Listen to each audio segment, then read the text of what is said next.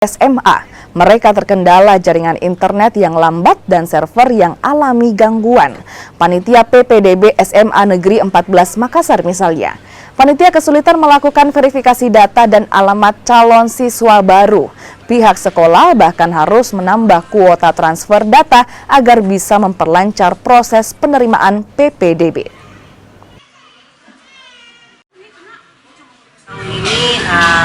Kendala itu ada, tetapi kami bisa meminimalisir dan kita bisa menyaksikan sendiri seperti apa prosesnya. Ya, memang agak lama karena tarik jarak kadang orang tua susah.